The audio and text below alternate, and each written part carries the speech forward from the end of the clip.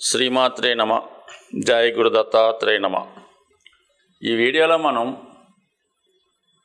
July 1వ తారీఖు నుంచి డిసెంబర్ 31వ తారీఖు మధ్యలో జరిగే సుమారుగా ఒక అర్ధ సంవత్సర ఫలితాలు 2024లో రెండవ భాగం ఏ విధంగా జాతకుడికి ఉండబోతుంది. అయితే మనం జనవరి నుంచి జూన్ వరకు జరిగిపోయినటువంటి జాతకాన్ని వాటి యొక్క స్థితిగతుల్ని ఇంకొకసారి రివ్యూ చేసుకొని కనీసం జరిగిపోయినటువంటి పొరపాట్లు అవ్వచ్చు, లాభ నష్టాలు అవ్వచ్చు, ఈ రాబోయే అర్ధ సంవత్సరంలో సరిదిద్దుకునే విధంగా గ్రహాలు ఇస్తున్నటువంటి అవకాశాలు ఏ విధంగా ఉపయోగించుకోవాలి అన్నటువంటి ఉద్దేశంతో ఇది కేవలం ఒక రివ్యూ లాగా, ఒక రివిజన్ లాగా చెప్పడం జరుగుతుంది. రాబోయే జూలై నుంచి డిసెంబర్ మధ్యలో జరగబోయే అర్ధ సంవత్సర ఫలితాలు. మరి మేజర్గా ప్రథమ భాగం మనం చూసుకున్నప్పుడు ఇంచుమించుగా మనకి శని భగవానుడు, అలాగే గురు భగవానుడు మరి డైరెక్ట్ మోషన్లో ఉంటూ జాతకుడికి డైరెక్ట్గా ఫలితాలు ఇవ్వడం జరిగింది. మరి ఈ అర్ధ సంవత్సరంలో మనకి జూన్ 30వ తారీఖు నుంచి సరిగ్గా సెకండ్ హాఫ్ ప్రారంభం అవగానే మనకి శని భగవానుడు మనకి వక్ర గమనంలోకి రావడం జరుగుతుంది. అలాగే మనకి ఈ అక్టోబర్ 9వ తారీఖు నుంచి గురు భగవానుడు వక్ర గమనంలోకి చెందడం జరుగుతుంది. అయితే ఈ వక్ర గమనం చెందడం వల్ల మరి జాతకులకు వచ్చే ఉపయోగం ఏంటి, గ్రహాలకి ఏ విధమైనటువంటి స్వాతంత్రం వస్తుంది అన్న విషయాన్ని గమనిస్తే మేషరాశి వారికి రాబోయే అర్ధ సంవత్సరంలో గురువు యొక్క బలం చాలా అనుకూలంగా ఉండడం జరుగుతూ ఉంది. ముఖ్యంగా మనకి అక్టోబర్ 9వ తారీఖు వరకు కూడా గురువు ధనస్థానంలో సంచరిస్తూ ఉంటాడు. అక్టోబర్ 9వ తారీఖున గురువు వక్రించి ఉండడం వల్ల జాతకుడికి జన్మరాశి మీదకి వచ్చే ప్రభావాన్ని కూడా ఇవ్వడం జరుగుతూ ఉంటుంది. అయితే ఈ విధంగా మనం ఆలోచించినప్పుడు గురువు రాశియందు ప్రయాణించిన, ధనస్థానంలో ప్రయాణించిన జాతకుడికి మరి రెండు కూడా గురువుకి అనుకూలమైన స్థానాలు కావడం వల్ల కంపల్సరీగా జాతకుడికి అనుకూలమైన ఫలితాలు, అంటే గురువు యొక్క కారకత్వాలైనటువంటి ఫలితాలన్నీ కూడా ఈ సంవత్సరం అంతా కూడా జాతకుడికి సంపూర్ణంగా రావడం జరుగుతూ ఉంటుంది. రెండో భావంలో మనకి ఇంచుమించుగా రాబోయే 6 నెలలు కూడా రెండో భావంలో ఉన్నటువంటి ఫలితాలు ఇవ్వడం జరుగుతుంది. రెండో భావంలో అంటే మనకి గురువు రెండో స్థానంలో ఉండడం వల్ల కంపల్సరీగా ఆర్థిక పరమైన విషయాలు నెంబర్ 1గా ఇవ్వడం జరుగుతుంది. భాగ్యాధిపతిగా ధనస్థానంలో ఉండడం వల్ల మీకు, మీ కుటుంబంలో ప్రతి ఒక్కరికి కూడా అదృష్టం కలిగి వస్తుంది, కుటుంబ ఆదాయం పెరుగుతుంది, అలాగే కుటుంబ సభ్యుల సంఖ్య కూడా పెరుగుతూ ఉంటుంది. అంటే గురువు ఏ భావంలో ఉంటే ఆ భావాన్ని ఎక్స్పాండ్ చేస్తూ ఉంటాడు. సో ఇప్పుడు ఏంటంటే మీకు కానీ మీ కుటుంబంలో ఒకరికి కానీ సంతానం కలగడం వల్ల కానీ, లేదంటే మీ కుటుంబంలో వారికి వివాహం జరగడం వల్ల ఆ కుటుంబ సభ్యుల సంఖ్య పెరుగుతుంది. సో దానితో పాటు కుటుంబ ఆదాయం కూడా పెరుగుతుంది. ఈ రెండు కూడా మీకు ఖచ్చితంగా దైవ అనుగ్రహంతో కలగడం జరుగుతుంది. అయితే ఇంకా వ్యయాధిపతిగా రెండో స్థానంలో ఉండడం వల్ల ఫర్ ది సేమ్ టైం మీ కుటుంబంలో ఒకరికి మరి విదేశంలో లేదంటే దూర ప్రాంతంలో ఒక మంచి ఉద్యోగం కానీ లేదంటే విద్య కొరకు కానీ బయటికి వెళ్ళే అవకాశం ఉంది. అంటే మీ కుటుంబంలో ఒకరిని ఆనందంగా మరి బయట ప్రాంతానికి పంపే అవకాశం ఉంటుంది. సో రెండో స్థానంలో ఉన్నటువంటి గురువు అష్టమ స్థానాన్ని వీక్షిస్తూ ఉంటాడు. అష్టమం అన్నది ఆకస్మికంగా జరిగే సంఘటనలు. సో ఇది గురువు ఈ జాతకానికి, ఈ రాశి వారికి శుభుడు అవడం వల్ల కంప్లీట్గా జాతకుడు ఏదో ఒక శుభవార్త మరి ఈ రాబోయే 6 నెలల్లో వినడం జరుగుతుంది. అది ధనానికి సంబంధించింది, లేదంటే మీ సంతానానికి అభివృద్ధి సంబంధించినది, సో లేదంటే మీకు ఉద్యోగపరంగా ఏదైనా అభివృద్ధి, ప్రమోషను, ట్రాన్స్ఫర్ లాంటిది ఖచ్చితంగా ఒక శుభవార్త మీరు రాబోయే 6 నెలల్లో వినడం జరుగుతూ ఉంటుంది.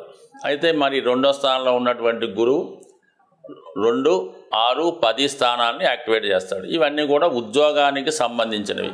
6వ భావాన్ని వీక్షించడం వల్ల మీ యొక్క సేవకులు, మీ కింద పనిచేసేవారు, లేదంటే మీరు ఆఫీసులో ఉంటే మీ సహ ఉద్యోగులు, మీకన్నా సబార్డినేట్స్ ఖచ్చితంగా మీకు అనుకూలమైన ఫలితాలు ఇవ్వడం వల్ల మీరు విధి నిర్వహణ ఖచ్చితంగా చేయగలుగుతారు.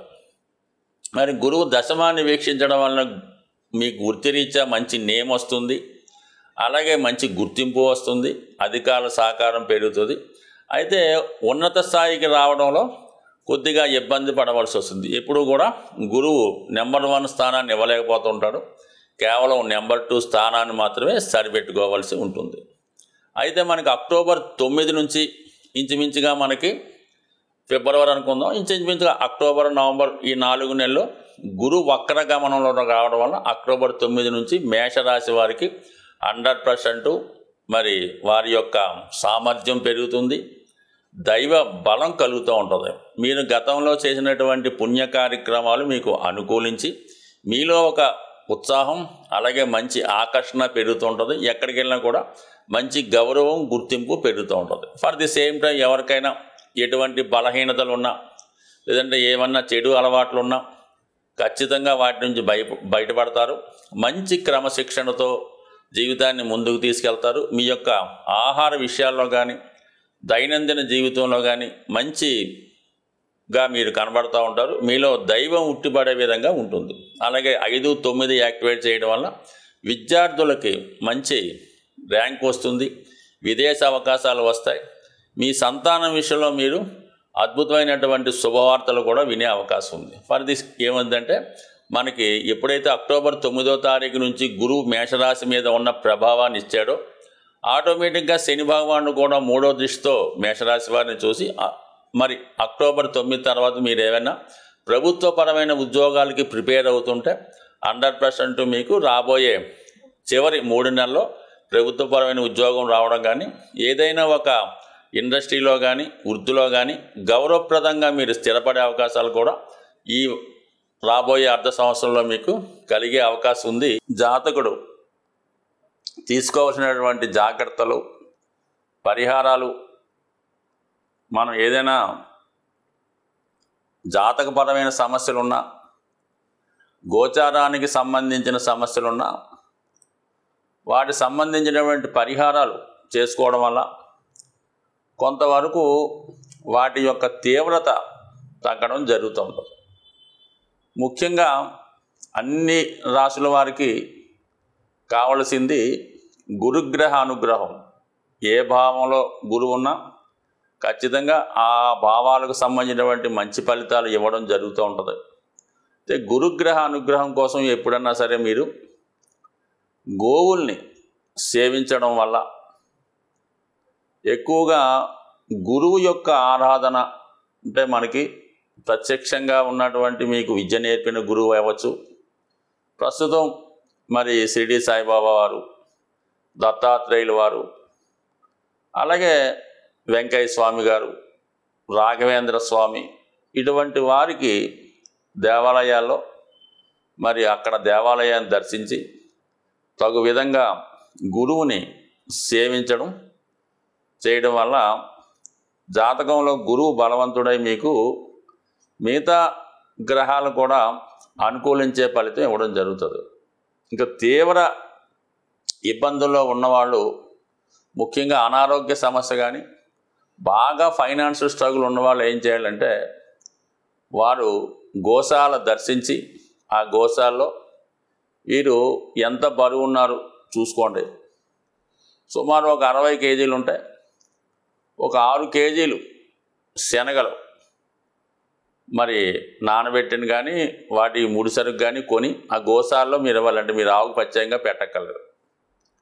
మీ వెయిట్కి 10వ వంతు బరువు ఉన్నది ఇవ్వడం చేయడం వల్ల, లేదంటే ఎక్కువగా మీకు ఆర్థికపరమైన సమస్యలు ఉన్నాయి, ఏ విధంగా కూడా ముందుకు వెళ్ళడం లేదు, ఈ పెళ్లి సంబంధించిన సమస్యలు, స్థిరాస్తి గొడవలు ఇవన్నీ కూడా కామన్గా ఉంటాయి అందరికీ. వాళ్ళు ఏం చేయాలంటే మీరు ఒక అరటిపళ్ళు గెల ఏదైనా కొద్దిగా మనం ప్రయాణం చేస్తే మరి రోడ్డు దాటిన తర్వాత కొద్ది రిమోట్ ఏరియాకి వెళ్తే ఎక్కువ కోతులు ఉండే ప్రాంతాలు వస్తుంటాయి. ప్రతి ఒక్క ఊర్లో కూడా చిన్న చిన్న అడవులు అవి ఉండడం వల్ల కోతులు ఉంటుంటాయి. ఆ కోతులకి రోడ్డు మీద కాకుండా సైడు ఈ అరటిపళ్ళు గెల ఏ పండు ఆ పండు ఎరగొట్టి కోతులకి ఆహారంగా పెట్టడం. ఇంకా ఓపికన్న వాళ్ళు ఏదన్నా సరే అరటిపళ్ళతో పాటు ఈ మొక్కజొన్నలు అవ్వచ్చు, మామిడి పళ్ళు అవ్వచ్చు, ఏవైనా సరే మరి కోతులకి ఆహారం పెట్టడం వల్ల ఆర్థికపరమైన సమస్యలు ఏ సమస్యని ఇంకా నో డౌట్ ఇంకా మీరు కోతులకు ఆహారం పెడితే మీకు ఎంత క్లిష్టమైన సమస్య అయినా 100% పరిష్కారం అయ్యే అవకాశం ఉంటుంది. ఇక అలాగే శని భగవాన్ యొక్క అనుగ్రహం కావాలి. ఏలినాడు శని, అష్టమ శని, వక్ర శని అనేక రకాలు జరుగుతుంటాయి. ఎప్పుడన్నా సరే మీరు శని భగవాన్ అనుగ్రహం కావాలంటే కేవలం శనికి తైలాభిషేకం అలాగే శివుడికి రుద్రాభిషేకం కామన్గా చేసుకోవచ్చు. కానీ ఫిజికల్గా కూడా మీరు కష్టపడవలసి ఉంటుంది. మాన్యువల్గా మీరు చేసుకోగలం అంటే మీరు మాన్యువల్గా ఆ వర్క్ చేసుకోండి. ముఖ్యంగా ఎవరైతే నిరాశ్రులై ఉంటారో, వృద్ధులై ఉంటారో, రోగగ్రస్తులై ఉంటారో వాళ్ళకి మీకు తోచిన విధంగా సేవ చేయగలిగితే సేవ చేయండి. వాళ్ళు ఏదైనా రోడ్డు దాటడానికి అవసరమైతే సహాయపడండి. లేదంటే వారికి కప్పుకోనక దుప్పటి కానీ, తినడానికి మంచి ఆహారం కానీ, ముఖ్యంగా మెడిసిన్స్ వాళ్ళకి ఒక నెలకి 2 నెలలకు సరిపోయే మందులు ఇవ్వడం కూడా ఖచ్చితంగా మీకు శని భగవానుడు అనుగ్రహించే అవకాశం ఉంటుంది. దాని తర్వాత ముఖ్యంగా రాహు ఎక్కువ ఇబ్బందులు పెడుతుంటాడు. అత్యాశ వల్ల దుర్మార్గమైన పనులు చేయడం వల్ల జాతకులకి ఎక్కువగా జైలు శిక్షలు, లేదంటే ఈ ఏదన్నా మర్డర్లో చిక్కుకోవడమో, లేదంటే ఎవరన్నా వాళ్ళని హత్య చేయడం ఇలా జరుగుతుంటుంది. అంటే ఏ కార్యక్రమాలు చేస్తుంటాడో వాడు ఆ విధంగానే మరణిస్తూ ఉంటాడు అన్నమాట. సో అటువంటిది వాటికి రాహు కారణం అవుతుంటాడు. కాబట్టి రాహు యొక్క తీవ్రత తగ్గాలంటే కంపల్సరిగా మరి అమ్మవారి యొక్క ఆరాధన చేసుకోవడం, చండీ హోమం లాంటివి చేసుకోవడం మంచిది. కొద్దిగా ఇబ్బందికరంగా ఉన్న రాహు ఇబ్బందుల నుంచి తప్పుకోవాలనుకుంటే బాగా కార్మికులు లాంటి వాళ్ళకి, కొద్దిగా అలవాటు ఉన్న వాళ్ళకి ఒక క్వార్టర్ మందు బాటిల్, ఒక బిర్యానీ ప్యాకెట్టు ఇవ్వడం వల్ల రాహు ప్రీతి చెందే అవకాశం ఉంది. సో ఇది ఒక విధమైనటువంటి తాంత్రిక రెమెడీగాను, లాల్ కితాబ్ రెమెడీగాను పనిచేసే అవకాశం ఉంది. ఇదో ఏదైనా రెమెడీ అన్నది ఖచ్చితంగా పనిచేస్తుంది. అది కూడా మన కర్మను బట్టి, ఈవేళ రేపా ఎల్లుండి అన్నది అది మీరు చేసే విధానాన్ని బట్టి, మీ జాతకాన్ని బట్టి కూడా ఉంటుంది. బ్యాంకులో దాచిన ధనం ఏ విధంగా సేఫ్గా ఉంటుందో మనం చేసినటువంటి ప్రతి పరిహారం కూడా అలాగే నిక్షిప్తమై ఉంటుంది. అవసరమైనప్పుడు దాని ఫలితం వచ్చి మీకు దాని యొక్క ఫలితం అందడం జరుగుతుంది. ఏదైనా కర్మ అనుభవించిన తర్వాతే మా యొక్క రెమెడీ యొక్క ఫలితం కూడా అందుతుంది. అయితే పెద్ద సమస్య చిన్న సమస్యతో పోయే అవకాశం ఉంటుంది. స్వస్తి.